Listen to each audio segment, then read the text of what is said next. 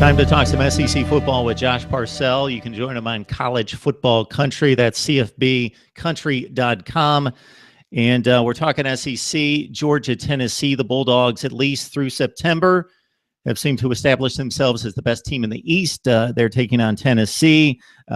Tennessee, lucky to be 3-1. Looked pretty hapless against UMass and winning by 4 points against one of the worst teams in FBS play last week. Mississippi State, coming off the big LSU win, doesn't get it done 2 consecutive weeks at Georgia. They're facing Auburn on the Plains, and we've got Alabama hosting Ole Miss. Of course, the Rebels defeated Nick Saban 2 straight years in 2014 and 15, but a much different situation at Ole Miss. And just one thing real quick here, Josh, in leading into this Alabama situation, Vanderbilt's not a great football team, but they're a top 40 to 50 football team, and you could liken them to a number of teams and conferences across the country. Nobody else that I can envision is going to march into Nashville and beat them down 59-0. And if you look at the stat sheet, it's just appalling, like 38-3 in first downs, 787-77 in yardage, and on and on and on. When Alabama gets its game together, it's just pretty astonishing how much they can just lower the throttle on somebody. I just don't understand why every year we seem to underrate Alabama. And it's hard to say that when they're number 1 in the country, but people genuinely thought Vanderbilt was going to give them a game last week. It's not going to happen. Alabama showed against Florida State, who, with DeAndre Francois healthy, was one of the 4 or 5 best teams in college football, certainly when it comes to NFL talent. And Alabama made them look like they didn't belong on the same field. I mean, completely sucked the life out of the Seminoles by the 4th quarter of that game. You can't evaluate Alabama on what they do against Fresno State and Colorado State. Those games don't matter to them. All Alabama's trying to do in those games is to avoid adding to the injury list by the end of the game. When they go out against Vanderbilt, not only were the Commodores and some of their players and fans talking about, we want Bama, and you had some people in the media saying that be careful about Vanderbilt's defense. Alabama may not score more than 28 points in this game. Couple that with the fact that they got to hear about how great Clemson was coming off that win against Louisville and how maybe the Tigers were the best team in all of college football.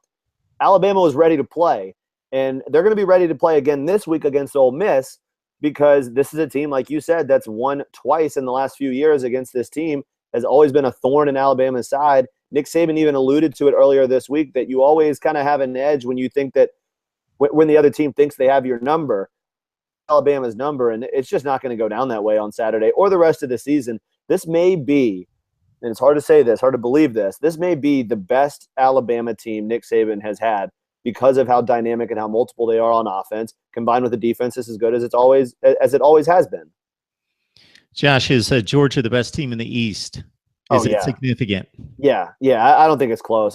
I thought that from the beginning of the season, and it's even more evident now. If you watch what they did to Mississippi State last week, and I think the Mississippi State may have been slightly overrated coming into that game. Certainly, they're a very one-dimensional passing team or one-dimensional offensive team. They can't pass.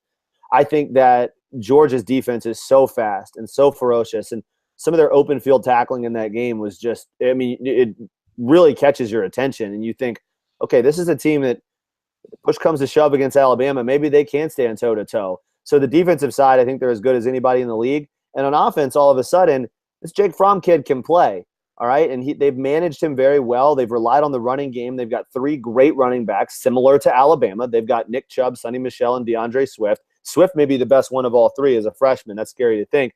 And Jake Fromm has not made any mistakes. He has 1 interception this season. He's made some great throws into some tight windows. He looked fantastic. That was the best game he played last week against Mississippi State. And you have to think, if he's a true freshman, this is going to continue to get better. He's only going to get better. And a road game against a Tennessee team that's reeling right now and with their backs completely against the wall, I have no reason to believe that the Vols are going to come out and play with any sort of fight in this game, because they haven't done it in the last year and a half, really.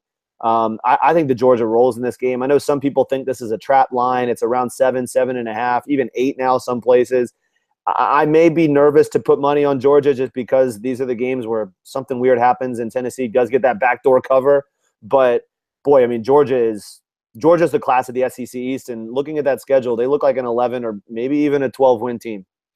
LSU fooled a lot of people in week 1 and just annihilating BYU, but we've seen what we have seen out of the Tigers the last few years, NFL talent that can't be coached or organized on offense enough to put the ball downfield and put up significant points. So I guess Auburn's the team that could possibly, they haven't shown it yet, but are they the one team that could possibly be a detour to Alabama going to Atlanta? Probably so. It all depends on Jarrett Stidham. And Stidham really struggled early in the season. He took the 11 sacks against Clemson. You wonder just how effective is he as a passer. If you're going to beat Alabama, you have to be able to be multiple on offense. And that's what Ole Miss was able to do in recent years. They were able to air it out, but they had a running game. Same thing with Auburn several years ago. They were dynamic. They were dual threat quarterbacks who could beat Alabama through the air and on the ground.